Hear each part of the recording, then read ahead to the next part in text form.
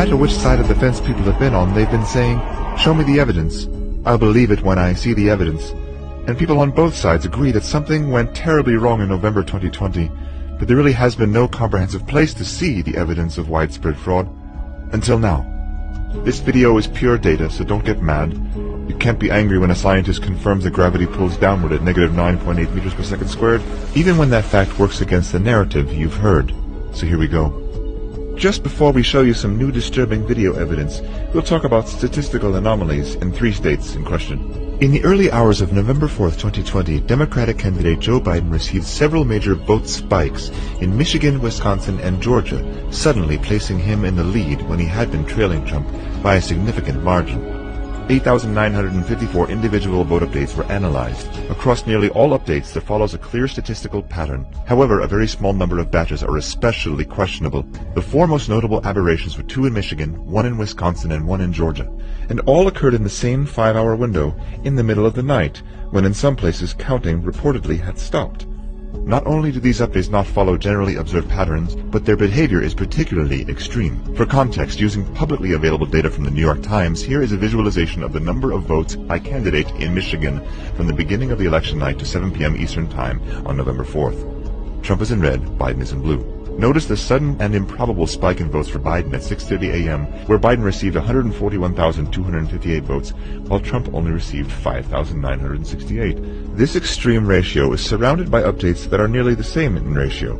This particular update is 23 times more votes for Biden, and is the most extreme update favoring Biden in all datasets across all states.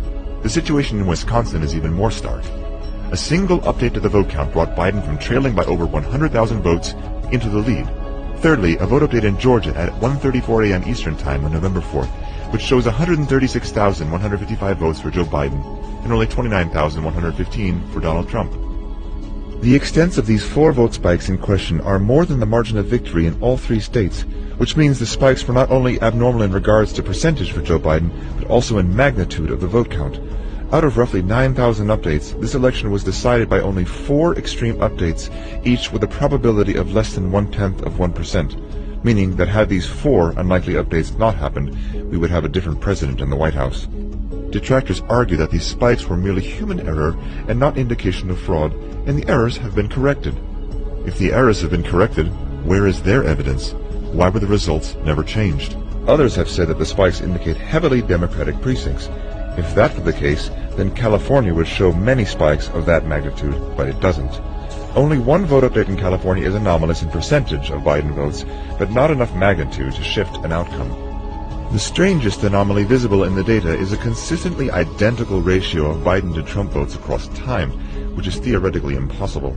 Here is Florida. These updates occurred over a week following the election. Notice all the ratios of Biden to Trump votes are 100% identical over several days. This pattern shows up in many states. It appears that a computer algorithm is involved in the process, which is doing something called weighted race distribution, a feature of Diebold voting machines known as early as 2001, which gives values to votes rather than simply counting them. Here in California, we see an update of 1 vote. About 65% of that value is given to Biden and 32% to Trump. How can 1 vote go to more than 1 person? It is well known and not disputed that Diebold software was found to be switching votes through programming in past elections. Even though Diebold is no longer used, Dominion Voting Systems acquired ES&S in 2010, which had previously acquired Diebold under its new name of Premier Election Solutions. This does not exhaust all statistical data anomalies encountered in the 2020 election, but data anomalies is only one factor to consider. Next is eyewitness and video evidence. In Georgia, there's a case of a poll worker named Ruby who was seen on Instagram giving a secretive live video of her working in the back room filled with absentee ballots. I'm gonna let y'all see this. Okay, don't say nothing. Listen, look.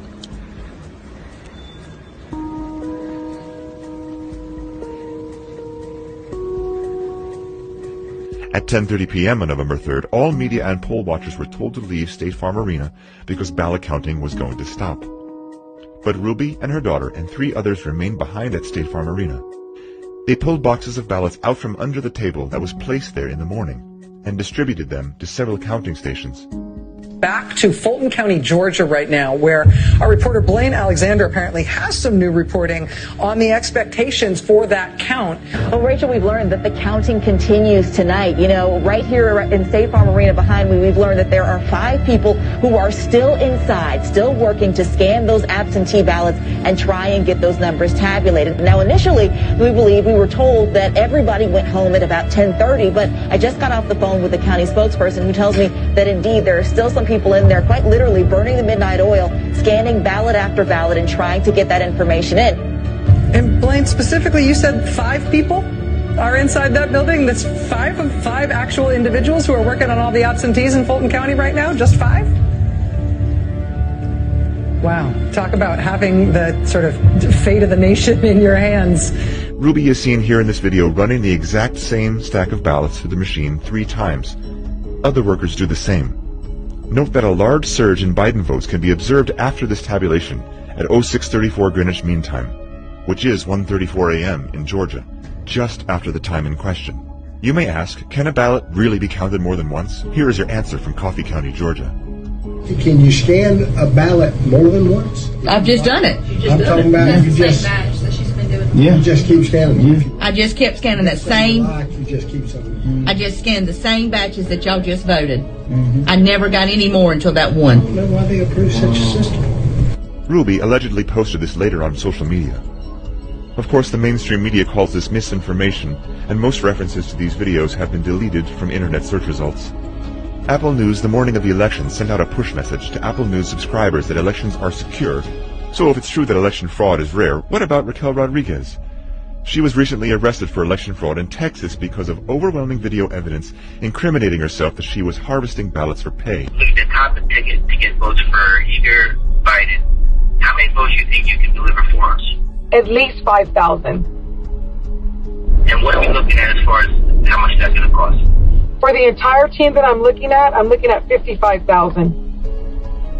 So $55,000 for 5,000 votes, top of the ticket, eager Biden. If not more, I'm not going to overpromise because remember, we're 16 days till election day. You give me cash, you can do whatever you want to do. $55,000 up front, 5,000 votes. That's right. Then there is cybersecurity evidence and the question of whether Dominion voting machines were tampered with over internet connections. Signed affidavits under oath from cybersecurity experts indicate that Dominion voter systems and Edison Research were using an unencrypted VPN with login credentials that were easily accessible and used by foreign adversaries to monitor and manipulate votes. The IP addresses into the Edison Research host service went in both directions, meaning that not only were China and Iran and other countries accessing the servers, but also Edison Research was communicating back to these adversaries. The claims that Dominion voting machines were not connected to the internet are completely false. Cybersecurity experts have followed the communication of the data from Dominion voting servers and Edison Research to foreign countries. A simple web search will uncover that DominionVotingSystems.com is registered to a company in Hunan, China. 3 of the 7 board members of UBS Securities are Chinese nationals. That company owns Staple Street Capital, which in turn owns Dominion. On top of that, the Dominion software is licensed from Smartmatic, which is a Venezuelan-owned and controlled company, and we're all familiar with how their elections go. Furthermore, forensic audits of the machines reveal significant errors. Although the mainstream media and politicians are saying that it's dangerous misinformation that Dominion voting systems are unsecure, this was the very message that several left-leaning news sources were claiming less than a year ago. NBC News and PBS found out just how easy it is to hack voting machines or cast fake votes. It's important to note that Georgia just spent over is about to spend over $100 million on a contract with Dominion to provide ImageCast hardware to the state in time for the for the next primaries and for the 2020 election. And yet here these kids were who had opened it up. They said, look, you can pop the front off of it and here's a port you can get into right here. That's easy. You know, all kinds of stuff that you could certainly do within 6 minutes behind a curtain, much less if you had extra time because any of these were connected to the web, as we discovered a couple of days before. So many of them are. Despite opposition and attacks, election security experts were able to audit Dominion voting machines in Antrim County, Michigan, revealing unusually high error and adjudication rates. What does that mean? According to the report, Dominion voting systems is intentionally designed with inherent errors to create systemic fraud and influence election results. Ballot errors are sent to adjudication, which means the vote can be decided by an election worker where there is no oversight, no transparency, and no audit trail. We've scanned 113,130 as of moments ago. We've adjudicated 106,000 plus of those. Experts identified an error rate of 68.05%, which is far above the Federal Election Commission guidelines of 0.0008%, or 1 in 250,000. Although vote adjudication logs are available for prior election years, suspiciously, all the logs for the 2020 cycle were missing. Moreover, all security logs prior to 11:03 p.m. on November 4th are also missing. If that's not enough, the election event designer log shows that the Dominion ImageCast precinct cards were reprogrammed on October 23rd and again on November 5th, which violates the Help America Vote Act, which includes a 90-day safe harbor period that prohibits changes to election systems, registries, hardware, and software updates without undergoing recertification. Even if skeptics and critics persist that these issues are inconsequential, they should be willing for forensic audits to take place for transparency, yet they have viciously attacked attempts to review logs. Why is that if there's nothing to hide? Election officials in Maricopa County, Arizona have even ignored subpoenas for release of election data and Dominion machine audits until after the inauguration. Then there's the mass influx of unsolicited mail-in ballots.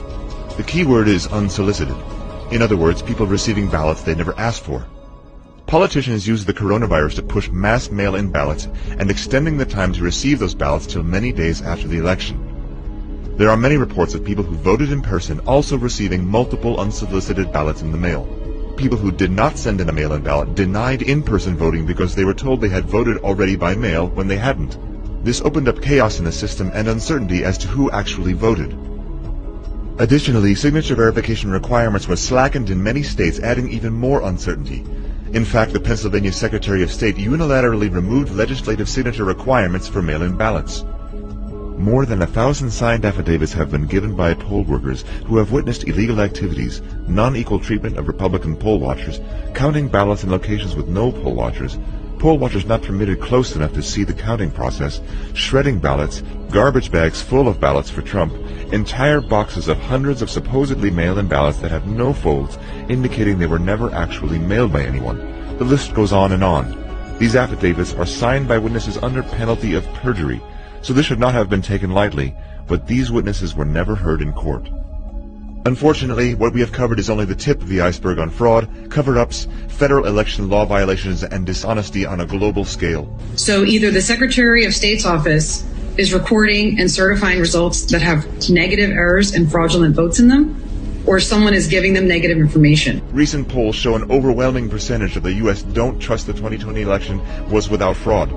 At the end of this video, the credits will be further data scrolling through that you can read for yourself, and pause and go back and read again. So what can you do? Firstly, find a way to download this video and share it. Film it with your mobile phone. Do anything to duplicate this. Post it with a hashtag, here is the evidence, hashtag every legal vote. Because guaranteed, big tech and social media giants will do their best to erase it from the internet, as they've already done with much of the evidence we've already shared. And if they can't erase it, they'll fake fact-check it. Well, guess what? We've already done the fact-checking. We've gone through thousands of pages of data, sworn affidavits, forensic reports, and cybersecurity reports. Secondly, you can demand election reform from your election state and local officials. We cannot let another election ever be this questionable ever again. This is the United States of America. People used to look to us on how to have democracy through our voting system. 2020 was a complete sham, and it cannot ever happen again.